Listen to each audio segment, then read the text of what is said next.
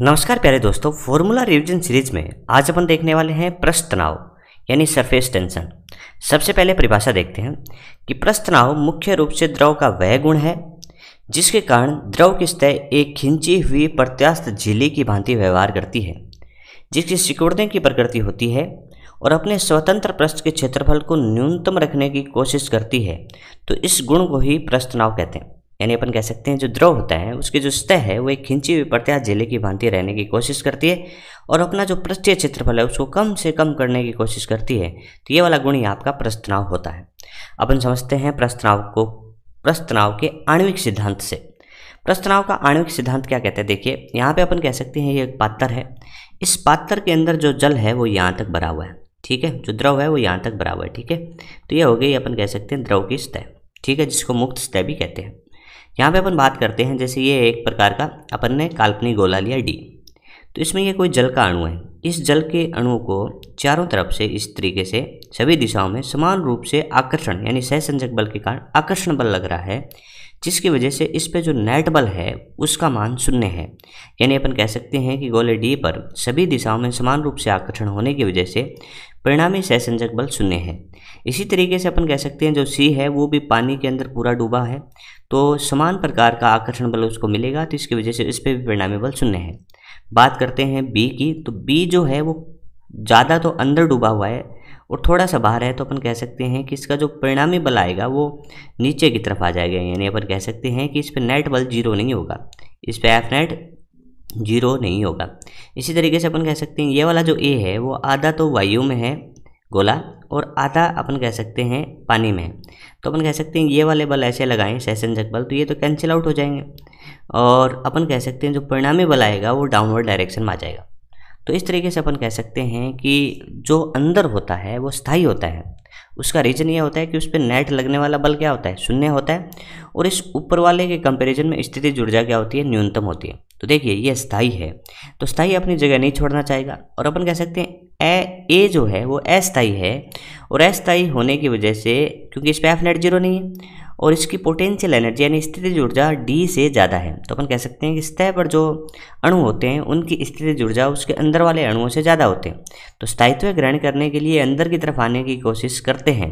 इस वजह से जल की सतह पर न्यूनतम जल के अणु रहना चाहते हैं, तो इस वजह से ये खिंची हुई झिल्ली की भांति व्यवहार करती है और पृष्ठीय क्षेत्र पर न्यूनतम रखना चाहती है। तो इसके पीछे लॉजिक क्या है कि पोटेंशियल एनर्जी ज़्यादा है, एफ नेट 0 नहीं है, तो नीचे की तरफ आने की कोशिश करता है, लेकिन नीचे जब जगह ही नहीं होगी तो आएंगे कितने, लेकिन जितनी जगह इनको मिलेगी वो सारे के सारे नीचे आ जाएंगे और अपने पृष्ठीय क्षेत्रफल को न्यूनतम करने की कोशिश करेंगे। तो ये हो गया आपका पृष्ठ तनाव का आणविक सिद्धांत। यहाँ पे भी थ्योरी लिखिए, इसको आप पढ़ लेना। चलिए आगे बढ़ते हैं। अब अपन देखते हैं कि पृष्ठ तनाव के प्रभाव क्या होते हैं। भाई इसको अपन कहाँ कहाँ पे देखेंगे। तो पहला प्रभाव देखिए कि पृष्ठ तनाव की वजह से ही द्रव की जो छोटी बूंदें हैं या साबुन के बुलबुले होते हैं जो गोलाकार आकार रखते हैं, अपन जानते हैं कि दिए गए आयतन के लिए गोलाकार आकृति का पृष्ठीय क्षेत्रफल न्यूनतम होता है। दिए गए आयतन के लिए गोलाकार आकृति का पृष्ठीय क्षेत्रफल न्यूनतम होता है, इसीलिए पानी की छोटी बूंदें या बारिश की बूंदें गोलाकार होती हैं। समझ में आया। दूसरा देखते हैं, अपन क्या करते हैं कि पानी के अंदर ब्रश रखें, जैसे शेविंग करते हैं, उस ब्रश को पानी के अंदर डुबोएं तो जो बाल है वो एक दूसरे से अलग अलग रहते हैं, लेकिन जैसे ही अपन पानी से बाहर निकालते हैं तो पृष्ठ तनाव कम करने की वजह से वो सारे के सारे जो बाल है वो आपस में चिपक जाते हैं, तो ये भी पृष्ठ तनाव के कारण हुआ। तीसरा देखते हैं, पानी के ऊपर छोटी या हल्की सुई का तैरना भी किसके वजह से संभव है, पृष्ठ तनाव। वस्तुओं का तैरना 2 सिद्धांत से दिया जाता है। एक आर्किमिडीज में अपन कह सकते हैं भारी वस्तुएं भी तैर सकती हैं क्योंकि उसमें कुछ भाग उसका डूब जाता है फिर तैरता है, लेकिन अपन कहते हैं कि पृष्ठ तनाव में हल्की वस्तुएं तैरती हैं और पानी की सतह के ऊपर तैरती है। ये बात आई समझे। चौथा है शीशे के छर्रे बनाना। जैसे अपन कह सकते हैं शीशे के छर्रे बनाना, कंचे बनाने का प्रोसेस है, वो भी पृष्ठ तनाव है। अपन कह सकते हैं कि उसको कांच को गर्म करके लिक्विड स्टेट में लाए, फिर उसको अपन कह सकते हैं फाड़ दिया तो वो गिरते गिरते अपने आप ही गोलाकार आकृति ले लेंगे, ठीक है। आगे देखते हैं, साबुन मिले गर्म जल से सामान्य ताप के साधारण जल की तुलना में कपड़े अधिक साफ होते हैं। तो एक तो यहाँ पे गर्म बात किया है, गर्म जल, और एक साबुन की बात करें तो गर्म जल से यानी गर्म करने पर जल को उसका पृष्ठ तनाव घटता है और साबुन मिलाने से ही पृष्ठ तनाव घटता है, यानी दोनों से ही पृष्ठ तनाव क्या होता है, घट जाता है, और पृष्ठ तनाव घटने की वजह से जो कपड़ा है वो आसानी से साफ हो जाएगा। कपड़ा आसानी से क्या हो जाएगा, साफ हो जाएगा। ये बात आई समझे। चलिए आगे बढ़ते हैं। अब देखते हैं कि पृष्ठ तनाव किस पर निर्भर करता है। पृष्ठ तनाव की निर्भरता, तो पृष्ठ तनाव की निर्भरता सबसे पहले देखते हैं सहसंजक बल पर। कह रहे हैं कि सहसंजक बल बढ़ेगा तो पृष्ठ तनाव बढ़ जाएगा और सहसंजक बल घटेगा तो पृष्ठ तनाव बढ़ जाएगा। यानी अपन कह सकते हैं कि सहसंजक बल जितना मजबूत होगा पृष्ठ तनाव उतना ही मजबूत होगा। दूसरा देखते हैं अशुद्धियों पर। पहला पॉइंट कह रहा है कि यदि अशुद्धि द्रव में डालने पर पूर्ण रूप से घुलनशील होता है तो उस केस में पृष्ठ तनाव बढ़ता है। जैसे द्रव में थोड़ी मात्रा में आयनिक लवण यानी नमक डालने पर थोड़ी मात्रा में वो पूरी तरह से घुल जाता है, इस तरीके से उसका पृष्ठ तनाव बढ़ जाता है। लेकिन कह रहा है कि यदि अशुद्धि आंशिक रूप से घुलनशील है, यानी कुछ भाग घुल जाते हैं कुछ रह जाते हैं, जैसे डिटर्जेंट होता है, जैसे डिटर्जेंट सॉल्यूशन के अंदर अपन देखते हैं कि कुछ चमकीले कण होते हैं वो घुलते नहीं हैं, वो रह जाते हैं, जिसकी वजह से पृष्ठ तनाव बढ़ता है। क्योंकि द्रव अणुओं तथा द्रव जल के अणु जो होते हैं और अघुलनशील अशुद्धि होती है उनके मध्य जो आसंजक बल लगता है उसकी वजह से सहसंजक बल घट जाता है, यानी प्रभावी रूप से घट जाता है। जैसे अपन कपड़े साफ करते हैं तो कपड़े को पानी में डुबोएंगे तो ये जो दो जल के अणु हैं इनके मध्य सहसंजक बल ऐसे लग रहा था, अब उसमें डिटर्जेंट सॉल्यूशन मिला देंगे तो एक जल का एक कोई दूसरा अणु है जो अपमार्जक का अणु है वो आ जाएगा। जैसे यहाँ पे अपन कहें तो ये आ गया, जैसे ये वाला है वो अपमार्जक का है, तो यहाँ पे क्या लगने लग जाएगा, आसंजक। आसंजक लगने से जो परिणामी सहसंजक था वो वीक हो जाएगा यानी कमजोर हो जाएगा। इसलिए अपन कह सकते हैं कि सहसंजक बल घटने से पृष्ठ तनाव बढ़ जाता है। आपको सिंपल सी दो बातें याद रखनी है कि यदि अशुद्धि ऐसी हो जो पूर्ण रूप से घुलनशील हो तो पृष्ठ तनाव बढ़ेगा, यदि डिटर्जेंट सॉल्यूशन मिला दें तो जो पूर्ण रूप से घुलनशील नहीं है तो पृष्ठ तनाव घट जाएगा। ठीक है, ये बातें आपको याद रखनी है। आगे बढ़ते हैं टेम्परेचर पे। ताप बढ़ाने पर पृष्ठ तनाव बढ़ता है। यदि टेम्परेचर बढ़ाएंगे तो पृष्ठ तनाव घटेगा। क्रांतिक ताप तथा कवथनांक बिंदु पर इसका मान 0 हो जाता है। देखिए पानी का पृष्ठ तनाव 4 डिग्री सेल्सियस पर अधिकतम होता है। टेम्परेचर बढ़ाने से कह रहा है कि पृष्ठ तनाव घटेगा और क्रांतिक ताप या कवथनांक बिंदु पर इसका मान 0 भी हो जाएगा। लास्ट पॉइंट देखते हैं संदूषण पर या कॉन्टामिनेशन पर। कह रहा है कि द्रव की सतह पर धूल के कण या स्नैक पदार्थ पृष्ठ तनाव घटाते हैं। जैसे डेंगू फैलता है तो अपन कह सकते हैं जो पानी गड्ढों में जमा रहता है उस पर कैरोसिन डाल देते हैं जिसकी वजह से पृष्ठ तनाव घट जाता है, जिसकी वजह से जो मच्छर है वो आसानी से जल की सतह पर नहीं बैठ पाते। तो मैं उम्मीद करता हूँ ये सारी चीज़ें आपको बहुत अच्छे से समझ में आ रही होंगी। यदि आपको ये वीडियो अच्छा लगे तो लाइक शेयर और सब्सक्राइब जरूर करें। ठीक है, आगे बढ़ते हैं। अब देखते हैं पृष्ठ तनाव की परिभाषा। पृष्ठ तनाव की परिभाषा क्या है कि द्रव के पृष्ठ या सतह पर खींची गई काल्पनिक रेखा। ये देखिए ये अपन ने क्या ले लिया, एक द्रव की सतह ली, इस सतह पर अपन ने ये डॉटेड लाइन है, ये एक काल्पनिक रेखा है। इस काल्पनिक रेखा की एकांक लंबाई पर पृष्ठ के तल में रेखा के लंबवत एक ही दिशा में लगने वाला बल ही द्रव का पृष्ठ तनाव कहलाता है। देखिए बल के साथ बहुत सारी कंडीशन जुड़ी है कि काल्पनिक रेखा खींच ली, बोला उसकी एकांक लंबाई पर उसके पृष्ठ के तल में होना चाहिए, पृष्ठ के तल यानी ऊपर होना चाहिए, तथा रेखा के लंबवत होना चाहिए। यहाँ पे 90 डिग्री बनना चाहिए, दोनों तरफ के नहीं, एक तरफ का बल लेना है। और तभी आप कह सकते हैं कि T बराबर F/L आएगा। और इतनी सारी शर्तें ली, इसी वजह से पृष्ठ तनाव कैसी है, अदिश राशि है। क्योंकि यहाँ पे जो बल है वो ऐसा नहीं है कि बल को सभी दिशाओं में ले लिया है, नहीं, बल को रेखा के लंबवत एक ही दिशा में और सतह में होना चाहिए, तो इस वजह से ये अदिश राशि होगी। मात्रक की बात करें तो न्यूटन बटा मीटर हो गया। जूल बटा मीटर स्क्वायर अपन थोड़ी देर बाद देखेंगे। सीजीएस मात्रक की बात करें डायन बटा सेंटीमीटर या आर सेंटीमीटर स्क्वायर हो गया। विमा सभी को आती है क्योंकि एफ की विमा सब जानते हैं, MLT-2 याद रखना है, ये एल हो गया तो MT-2 इसका विमा हो गया। ठीक है, ये हो गया पृष्ठ तनाव की परिभाषा। चलिए आगे देखते हैं। अब हम देखते हैं कि पृष्ठ तनाव पर आधारित महत्वपूर्ण उदाहरण, यानी पृष्ठ तनाव का आधारित महत्वपूर्ण उदाहरण की बात करें तो सबसे पहला उदाहरण ले रहे हैं। जब एक हल्की सुई द्रव की सतह पर तैरती है तो अपन कह सकते हैं कि उसका कुछ भाग इस तरीके से पानी की सतह को नीचे दबा देगा, जिसकी वजह से अपन कह सकते हैं ये सुई का टॉप व्यू है। जैसे सुई इस तरीके से, ये वाली अपन कह रहे हैं ये सुई है, तो इस सुई की जो लंबाई है वो L है। लेकिन अपन कहाँ से देख रहे हैं, अपन तो यहाँ से देख रहे हैं, तो अपने को यहाँ से दिखाई देगा। अपन कह सकते हैं पृष्ठ तनाव की वजह से जो बल होता है वो T/L होता है। तो यहाँ पे अपन कह सकते हैं ये जो लंबाई है वो L है, ये लंबाई है वो कितनी है, L है। तो यहाँ पे अपन कह सकते हैं कि पृष्ठ तनाव की वजह से जो लगने वाला बल होगा वो देखिए इस तरीके से स्पर्श किया होगा और इसका मान होगा वो TL होगा। इसी तरीके से ये भी TL होगा। थीटा यहाँ से मान के घटक कर दिए तो आंसर आ गया 2TL sin थीटा बराबर mg। तो आप कह सकते हैं जब सुई इस तरीके से तैरे तो 2TL sin थीटा बराबर mg होगा। लेकिन अपन को एक कंडीशन और दे दी कि सुई का अधिकतम द्रव्यमान जो द्रव की सतह पर तैर सके, तो अधिकतम के लिए अपन कह सकते हैं इसको अधिकतम करें तो 90 डिग्री यानी 1 होगा तो 2TL बराबर mg आ जाएगा। और 2TL बराबर mg आ गया तो m मैक्सिमम पूछे तो अपन कह सकते हैं 2TL बटा g होगा। तो इस तरीके से अपन कह सकते हैं कि द्रव की सतह पर तैरती हुई सुई के लिए फॉर्मूला लगा सकते हैं। अब देखिए आगे वाला कॉन्सेप्ट कह रहा है कि यदि किसी द्रव के पृष्ठ पर सुई को उठाते हैं, यानी अपन कह सकते हैं पानी है, पानी की सतह पर हल्की सी सुई है वो रखी हुई है और तैर रही है, लेकिन अब उसको ऊपर की तरफ उठाना है तो आवश्यक अतिरिक्त बल कितना लगाना पड़ेगा। देखिए इसका द्रव्यमान m होता है तो mg तो लगाना ही पड़ता है ना, लेकिन mg के अलावा कितना लगाना पड़ेगा। तो अपन कह सकते हैं देखिए इस तरीके से पानी की जो सतह है, जैसे अपन उसको ऊपर उठाएंगे तो पानी इसके साथ जाना चाहेगा तो इसका विरोध करेगा, तो अपन कह सकते हैं नीचे की तरफ बल यहाँ पे इस पूरी लंबाई पे TL बल नीचे की तरफ लगेगा। इसी तरीके से यहाँ पे भी TL लगेगा, तो आंसर कितना आएगा कि अतिरिक्त बल तो 2TL लगाना पड़ेगा, लेकिन यदि आप कुल बल की बात करते हैं तो mg भी जोड़ दो तो mg प्लस 2TL हो गया। ये बात आ गई आपको समझे। इसी तरीके से क्वेश्चन और करें कि एक वृत्तीय छोटे छल्ले हैं जिसकी आंतरिक त्रिज्या r1 है, बाह्य त्रिज्या r2 है, जल में डुबोकर निकालने पर अतिरिक्त बल कितना लगेगा। तो F(x) अपन कह सकते हैं F1 प्लस F2। F1 यहाँ पे आंतरिक सतह है और F2 यहाँ पे बाह्य सतह है, तो अपन कह सकते हैं यहाँ पे पानी इसके साथ कॉन्टैक्ट में आएगा तो T इंटू 2πr1 प्लस में यहाँ पे भी इसके कॉन्टैक्ट में आएगा पानी तो T इंटू 2πr2। तो इस तरीके से इसको सॉल्व कर सकते हैं। आपको ये ध्यान देना है कि जो पानी है, जैसे सुई है, सुई किस तरीके से होती है, इस तरीके से होती है। तो अपन कह सकते हैं कुछ भाग यहाँ वाला ले लिया तो ये तो TL था, यहाँ वाला भाग ले लिया तो TL था तो 2TL होगा। इसी तरीके से अपन कह सकते हैं बाह्य भाग ले लिया 2πr1 वाला, 2πr2 वाला, सॉरी 2πr2 वाला, आंतरिक भाग ले लिया 2π T इंटू 2πr1। तो यहाँ पे अपन कह सकते हैं 2πr1 है तो यहाँ पे कह सकते हैं 2πr2 है। तो इस तरीके से लंबाई के बारे में आपको अच्छे से ध्यान देखना है, T के बारे में ज़्यादा चेंजेस यहाँ पे नहीं है।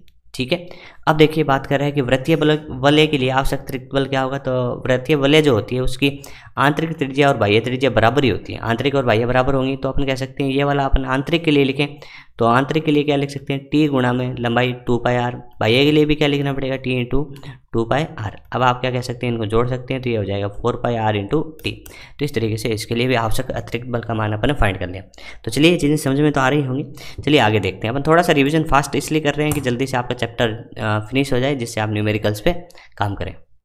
देखिए अब बात करते हैं पृष्ठ ऊर्जा की। तो पृष्ठ ऊर्जा या सरफेस एनर्जी की बात करें तो पृष्ठ तनाव के आणविक सिद्धांत के अनुसार सतह पर स्थित अणुओं में अपनी स्थिति के कारण कुछ अतिरिक्त ऊर्जा होती है। मैंने पहले बताया था आणविक सिद्धांत में कि सतह पर जो अणु होंगे उनमें स्थिति के कारण कुछ अतिरिक्त ऊर्जा होती है, जिसको अपन पृष्ठ तनाव ऊर्जा कहते हैं, सॉरी पृष्ठ ऊर्जा कहते हैं। और पृष्ठ ऊर्जा का जो डेरिवेशन के बाद एक फॉर्मूला आता है, वो आता है कि वर्क डन यानी पृष्ठीय क्षेत्रफल को बढ़ाने के लिए जो कार्य किया जाता है वही उसकी ऊर्जा के रूप में संचित होता है। तो कार्य बराबर हम अपन कह सकते हैं T into delta A. T यहाँ पे पृष्ठ तनाव होगा, डेल्टा ए क्षेत्रफल में परिवर्तन होगा, क्षेत्रफल में परिवर्तन होगा। जैसे एक नंबर क्वेश्चन अपने से ऐसे पूछा कि 8 त्रिज्या की बूंद बनाने में कितना कार्य करना पड़ेगा। देखिए 8 त्रिज्या की बूंद बनाएंगे तो सबसे पहले अपन कहेंगे यहाँ पे एक जल का अणु लाएंगे, फिर और लाएंगे, फिर और लाएंगे, फिर अपन कह सकते हैं इसकी इतनी बड़ी बूंद बना दी। तो अपन कह सकते हैं शुरुआत कितने से करी थी, r बराबर 0 से, और कहाँ तक चले गए r तक। तो अपन कह सकते हैं पहले क्षेत्रफल कितना था, a इनिशियल आपका 0 था, बट a फाइनल तो आपका क्षेत्रफल कितना था 4πr²। तो आप यहाँ पे कह सकते हैं कि वर्क डन बराबर पृष्ठ तनाव इंटू क्षेत्रफल में परिवर्तन। तो आप कह सकते हैं भाई इस केस में पृष्ठ तनाव T है और क्षेत्रफल में परिवर्तन कितना हो गया 0 से 4πr² यानी T इंटू 4πr², ये आ गया। इसी तरीके से अपन क्या कर रहे हैं कि साबुन के बुलबुले को बनाने में कितना कार्य करना पड़ेगा, कितनी पृष्ठीय ऊर्जा होगी। तो साबुन के बुलबुले में 2 सतह होती हैं, साबुन के बुलबुले में 2 सतह होती है। तो अपन 0 से चालू करेंगे, पहले बनाएंगे 4πr² की, फिर देखिए जो बुलबुला होता है उसकी मोटाई होती है वो बहुत ही कम होती है, आंतरिक और बाह्य एक ही बात होगी। फिर दोबारा से 0 से 4πr², तो अपन कह सकते हैं 2 सतह होने की वजह से यहाँ पे अपन ने 2 से मल्टीप्लाई कर दिया कि T इंटू डेल्टा T, तो T है कितनी सतह, 2 सतह हैं, और कितने कितने की 4πr², तो अपन यहाँ पे कह सकते हैं ये आ जाएगा 8πr² इंटू T। अब तीसरा देख रहे हैं छोटे बुलबुले से बड़े बुलबुले का निर्माण कैसे किया जाए। तो छोटे से बड़ा बुलबुला बनाना है। तो छोटे से बड़ा बुलबुला बनाने का मतलब हो गया, पहले उसकी त्रिज्या r1 है तो 4πr1 का होल स्क्वायर हो गया, बाद में उसकी कितनी होगी r2, तो 4πr2 का होल स्क्वायर हो गया। तो वही लिखा है T इंटू 2 क्यों लिखा, बोलो 2 तो इसमें मुक्त सतह 2 है इसलिए लिखा। पहले क्षेत्रफल 4πr1 स्क्वायर था और बाद में कितना है 4πr2 का होल स्क्वायर हो गया। तो आपको मेनली इतना याद रखना है T गुणा में डेल्टा है, लेकिन यहाँ पे ध्यान रखिए 2 है तो 2 से पहले ही गुणा कर दें, और यदि 2 नहीं है तो फिर जाने दें सीधा, और देख लें इनिशियल क्षेत्रफल यानी प्रारंभिक क्षेत्रफल क्या है और अंतिम क्षेत्रफल क्या है। तो इस तरीके से पृष्ठ ऊर्जा आपको मिली। यहाँ पे मात्रक की बात करूँ तो T बराबर आप कह सकते हैं कि work done divide by delta A. तो आप कह सकते हैं वर्क डन का मात्रक जूल बटा मीटर स्क्वायर, यानी पृष्ठ तनाव का ये भी मात्रक होता है जूल बटा मीटर स्क्वायर, जो आपने पीछे देखा था। ठीक है, आप समझ में आ गया होगा। अब देखते हैं आगे, बड़ी बूंद से छोटी बूंद में विभाजन, यानी एक बड़ी सी बूंद है उसको अपन छोटी छोटी बूंदों में बदलना है। तो इसके लिए 1-2 क्वेश्चन पूछते हैं, उनको अपन कर लेते हैं। सबसे पहले कहता है कि बड़ी बूंद की त्रिज्या और छोटी बूंद की त्रिज्या में संबंध क्या होगा।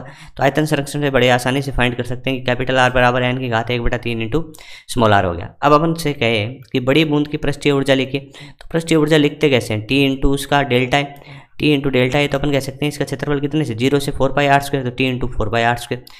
छोटी छोटी बूंदों का लिखना है तो एक का अपन लिखें तो T इंटू 4π इंटू छोटा r², और कितनी बूंदें हैं ऐसी n, ऐसी बूंदें कितनी है, n है। अब इसको आगे सोल्व करें तो अपन कह सकते हैं भैया आप यहाँ पे आर स्क्वायर की जगह मान रख सकते हो। तो आर स्क्वायर की जगह मान क्या हो, कैपिटल आर का होल स्क्वायर n का घात है 2/3 हो गया। अब देखिए यहाँ पे अपन कह सकते हैं n की घात 1 है, ऊपर आएगा तो n की घात 1/3 हो जाएगा ना। तो इसको यहाँ पे इस तरीके से कैपिटल आर के रूप में लिख दिया गया है। समझ में आ गया। तो आपको पता चला कि छोटी बूंद का एनर्जी कितना है पृष्ठीय। इसी तरीके से बड़ी बूंद का भी पता लग गया। कई बार इनका अनुपात पूछ लेते हैं, तो अनुपात जैसे मैं कहूँ कि बाद वाली जैसे बूंदें हैं उनका स्मॉल छोटी वाली बूंदें हैं बटा ये बड़ी बूंद है, तो अपन कह सकते हैं इनका अनुपात की बात करें तो अपन कह सकते हैं ये बटा वो करें तो t × 4/r चला गया। तो आंसर कितना है, n का घात 1/3। n का घात 1/3 है तो अपन कह सकते हैं कि ऐसा यदि होता है कि एक बूंद से 1000 बूंद बने तो आप कह सकते हैं कि एक बूंद से 1000 बूंद बने तो आप कहेंगे 1000 को लिख सकते हैं 10 की घात 3 और उसी घात 1/3 तो 10 आ जाएगा। एक बूंद से 125 बूंद बने तो ये 5 आ जाएगा। तो अपन कह सकते हैं कि इस केस में जो ऊर्जा है वो 10 गुना बढ़ गई है। तो ध्यान दीजिए कि बड़ी बूंद से छोटी बूंद बनती है तो पृष्ठीय क्षेत्रफल बढ़ता है। याद रखिए बड़ी बूंद से जब छोटी बूंद बनती है तो पृष्ठीय क्षेत्रफल बढ़ता है, तो पृष्ठीय ऊर्जा भी बढ़ती है। और यदि 1 से 1000 बूंद बनती है तो पृष्ठीय ऊर्जा 10 गुना बढ़ जाती है। इस प्रक्रिया में किया गया कार्य क्या होगा, तो अपन कह सकते हैं किया गया कार्य आप कह सकते हैं टी डेल्टा ए कह सकते हैं या ऊर्जा में परिवर्तन भी कह सकते हैं। और जब इसको सॉल्व किया गया तो दो सूत्र अपने को मिले 4πr² इंटू कैपिटल टी गुणा में n की घात 1/3 - 1 लिख सकते हैं, या फिर इसको आगे इस तरीके से भी सॉल्व कर सकते हैं 4πr³ टी और गुणा में 1/r - 1/R। देखिए यहाँ पे मैं डेरिवेशन नहीं कर रहा, डायरेक्ट आपको फॉर्मूले बता रहा हूँ, ठीक है। अब देखिए बात करते हैं दाब आधिक्य की कि दाब आधिक्य क्या होगा। तो बूंद के अंदर दाब आधिक्य की बात करें, जैसे द्रव की बूंद है ये वाली, तो ये P इनसाइड लिख दिया, ये P आउटसाइड लिख दिया। तो अपन कह सकते हैं कि P इनसाइड माइनस में P आउटसाइड बराबर में होता है 2T/r। और ये जो P inside minus P outside जो अधिक है, P अंदर आउट से कितना अधिक है बोला 2T/r, जो अधिक है उसी को तो दाब आधिक्य बोलते हैं, क्योंकि बूंद के अंदर जो मुक्त सतह होती हैं वो 1 होती हैं, इसलिए 2T/r हो गया। साबुन के बुलबुले में बात करें तो ये 2 होती हैं तो 4T/r हो जाएगा। तो इस तरीके से बूंद के अंदर 2T/r और साबुन के बुलबुले के अंदर 4T/r। लेकिन अपन कह रहे हैं कि द्रव में बने वायु के बुलबुले के अंदर दाब आधिक्य का कितना होगा, जब वो सतह के जस्ट नज़दीक होगा तो अपन सिंपल लिख सकते हैं P इनसाइड माइनस में P आउटसाइड बराबर में। और ये क्या है, इसमें देखिए यहाँ पे पानी आ गया है, अंदर वायु है तो मुक्त सतह केवल एक लेनी है, 2 मत ले लेना। वायु का बुलबुला पानी के अंदर होता है तो मुक्त सतह 1 होगी, तो अपन लिख सकते हैं P इनसाइड बराबर P outside plus P excess यानी 2T/r। तो इस तरीके से अपन कह सकते हैं दाब आधिक्य की बात करें तो 2T/r, यदि इनसाइड अंदर के दाब की बात करें तो P0 प्लस 2T/r।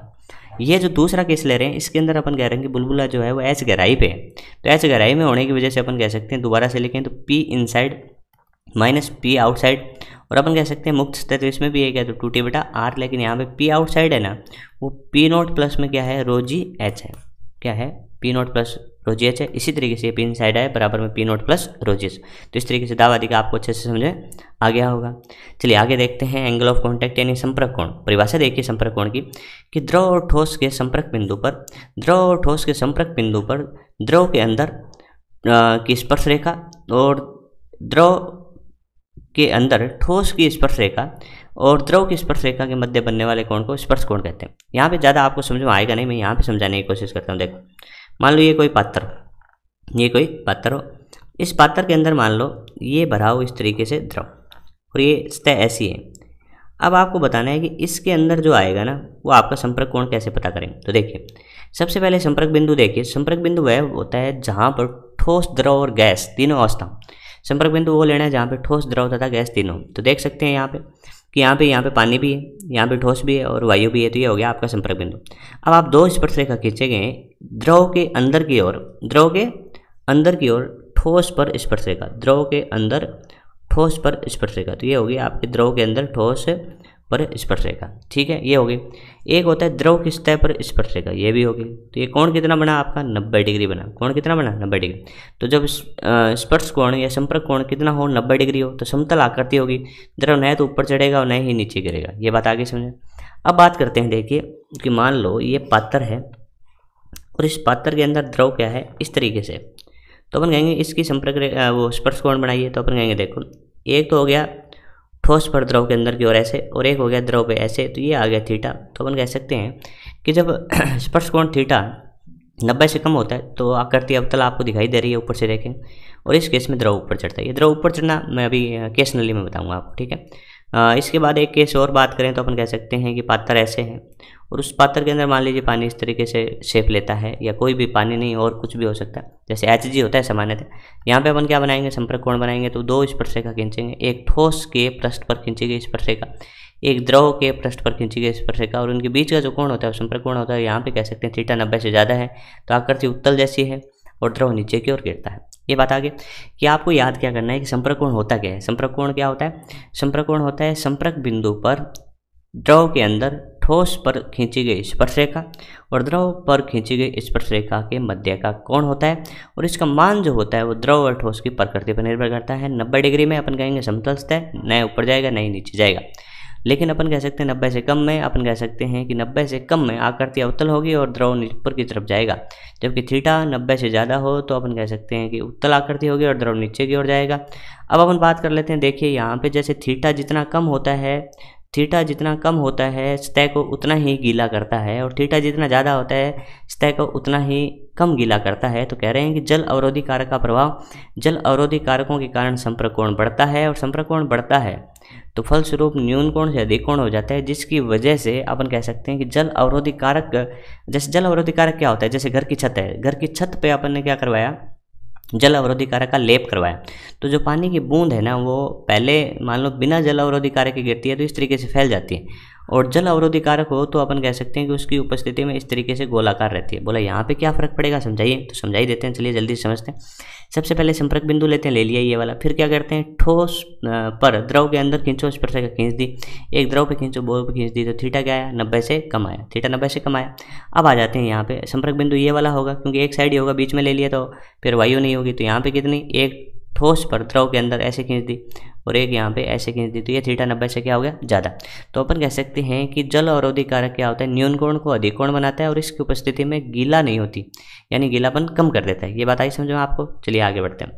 अब देख रहे हैं केश नली में द्रव का ऊपर चढ़ना, केश नली में द्रव का ऊपर चढ़ना, जिसमें पहली विधि अपन ले रहे हैं दाब संतुलन विधि। दाब संतुलन विधि यानी अपन कह रहे हैं कि कोई पात्र दिया, उस पात्र के अंदर अपन ने कोई द्रव डाला और द्रव डाला तो ये आकृति बनी अवतल। अपन देखना चाहते हैं कि ये ऊपर क्यों गया, तो अपन कह रहे हैं कि इस विधि का नाम है दाब संतुलन विधि। तो यहाँ पे आपको क्या करना पड़ेगा कि बिंदु ए और बिंदु बी का दाब बराबर कर सकते हो। क्यों, क्योंकि सेम लिक्विड में सेम लेवल पर दाब सेम होता है। तो मैं यहाँ पे करने वाला हूँ PA बराबर में PB, PA बराबर में PB। PA तो आपका P0 है, बट PB कैसे लिखोगे, तो देखो सबसे पहले अपन कह सकते हैं कि आकृति कैसे है, ऐसे है। तो यहाँ पे दाब वायुमंडल P0 है, तो यहाँ पे देखिए बिंदु C ले लेता हूँ, PC ले लूँ, तो मैं कह सकता हूँ कि P0 माइनस PC बराबर में क्या लिख सकता हूँ, 2T/R लिख सकता हूँ। 2T/R क्या लिख सकता हूँ, तो यहाँ पे PC आया। लेकिन PB के लिए तो अपने को क्या चाहिएगा, PB के लिए PC प्लस में ρGH चाहिए, PC प्लस ρGH चाहिए, और PC का मान बड़ी आराम से लिख सकते हो P0 माइनस में 2T/R। P0 कैंसिल आउट हो गया और अपन पहुँच गए ρGH बराबर में 2T/R। क्योंकि दाब संतुलन विधि का मतलब होता है जो दाब अधिक होता है वही इस पानी, जो एक्स्ट्रा पानी ऊपर तक नली में चढ़ा है उसको संतुलित करता है। तो ρGH बराबर 2T/R, H बराबर 2T/ρ कैपिटल R ρG। अब यहाँ पे दो आएंगे, एक कैपिटल R आएगा और एक छोटा R आएगा। कैपिटल R जो है ना, वो कैपिटल R जो ये आकृति बनती है ना, ये वाली ऊपर वाली आकृति, उसको नवचंद्रक बोलते हैं। तो कैपिटल R आपका नवचंद्रक की त्रिज्या है। तो यदि आपको H नवचंद्रक के रूप में पूछे तो उसमें cos थीटा नहीं आएगा, H बराबर 2T बटा में रो कैपिटल RG आएगा। लेकिन अपन कहें कि छोटे R और बड़े R में संबंध निकालें तो अपन कह सकते हैं भैया यहाँ पे देख सकते हैं, ये वाला जो है उसको बड़ा करके जूम करके देखा, तो ये वाला बिंदु अपन ने जूम करके देखा, तो यहाँ पे देखिए ये सेंटर है, सेंटर से अपन ने परिधि पे मिलाया तो वो त्रिज्या होगी, तो ये वाली आपकी नवचंद्रक की त्रिज्या होगी।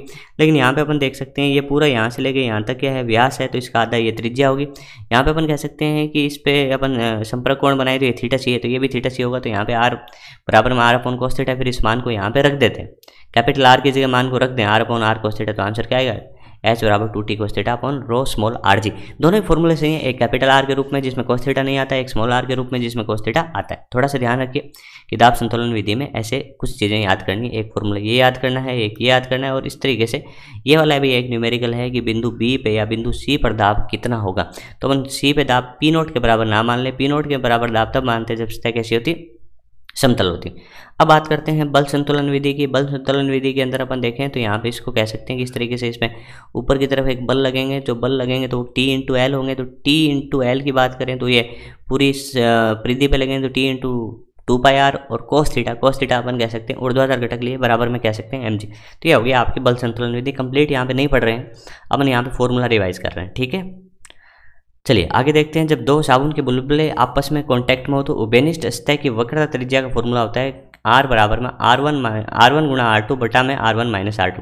यानी अपन कह सकते हैं कि एक बुलबुला है, ये बड़ा बुलबुला है जिसकी त्रिज्या R1 है, एक इसका छोटा बुलबुला है जिसकी त्रिज्या R2 है, आपस में कांटेक्ट में आते हैं तो एक ऐसा सा बुलबुला बना लेते हैं। कैसे, देखिए अपन कह सकते हैं कि ये वाला बुलबुला जैसे इसके कांटेक्ट में आएगा तो कुछ ऐसा सा हो जाएगा, यहाँ पे अपन देख सकते हैं ऐसे से। ठीक है, ये दोनों बुलबुले मिल गए। अब अपने को देखना है कि जो ये बुलबुले बने हैं उसके जो उभयनिष्ठ जो बनी है सतह उसकी त्रिज्या कितनी होगी, तो R1 गुणा R2 upon R1 minus R2 होगा। ठीक है, ये आप डेरिवेशन देख सकते हैं, इसका मिल जाएगा आपको। आगे देखते हैं, जब दो साबुन के बुलबुले मिलकर एक नया बुलबुला बना दे तो उसकी त्रिज्या होगी स्मॉल r बराबर में रूट में R1 का होल स्क्वायर प्लस R2 का होल स्क्वायर। मैं यहाँ पे फॉर्मूले रिवाइज करवाना हूँ, डेरिवेशन यहाँ पे करेंगे तो काफ़ी लेंथी हो जाएगा। ठीक है, आगे बढ़ते हैं। जुरीन का नियम, जुरीन कहता है कि केस नली में चढ़े द्रव की लंबाई केस नली की त्रिज्या के व्युत्क्रमानुपाती होती है। यानी अपन कह सकते हैं कि H व्युत्क्रमानुपाती R होता है, यानी नली की त्रिज्या जितनी कम होगी ऊंचाई उतनी ही ज़्यादा होगी। तो इसीलिए अपन कह सकते हैं कि केस नली बहुत ही पतली होती है। जैसे अपन कह सकते हैं कि जो पेड़ पौधे होते हैं उसमें भी पानी अपन कह सकते हैं ऊपर तक जाता है तो वो केस नली के थ्रू जाता है। तो अपन देखते होंगे बहुत महीन से रेसे होते हैं, वही आपकी केस नली होती है। और यदि ग्राफ की बात करें इसके बीच में तो H और R के बीच में जो ग्राफ बनेगा वो आयताकार अतिपरवलय बनेगा इस तरीके से। ठीक है, तो ये हो गया आपका ग्राफ। ठीक है, एक क्वेश्चन और ले लेते हैं। किसी केस नली को द्रव में डुबोकर ऊर्ध्वाधर से अल्फा कोण से झुका दिया। एक केस नली थी ऐसे जिसमें द्रव की ऊंचाई h थी, अब इसको ऊर्ध्वाधर से अल्फा कोण झुकाने पर उसमें द्रव के ऊर्ध्वाधर ऊंचाई अपरिवर्तित रहती है। मतलब ये कहना क्या चाहता है, देखो ये बिंदु और ये बिंदु आज भी सेम लेवल पे है, सेम लिक्विड में, तो दाब सेम रहेगा। तो दाब सेम रहेगा तो रो GH में h बताया था ऊर्ध्वाधर लेना है, तो कह रहा है कि केस नली को अल्फा कोण से झुका दें तो जो ऊर्ध्वाधर ऊंचाई है ना वो आज भी उतनी रहती है, लेकिन जो ये लंबाई है, जो द्रव स्तंभ की लंबाई है वो क्या हो जाती है, बढ़ जाती है। और यहाँ से अपन एक त्रिभुज बनाए हैं, जैसे डायग्राम दे रखा है अपने को, इस तरीके से करके त्रिभुज बनाएंगे। ये h हो गया आपका, ये आपका अल्फा हो गया और ये लंबाई होगी, तो आप कह सकते हो कि कोस अल्फा होता है आधार बटे कर्ण। तो कोस अल्फा आ गया h बटा l, कोस अल्फा कितना आ गया h बटा l। तो मैं उम्मीद करता हूँ कि जो प्रश्न नाव का अपन ने अध्ययन किया वो आपको आसानी से या अच्छे से समझ में आ गया होगा। अब आप न्यूमेरिकल कीजिए।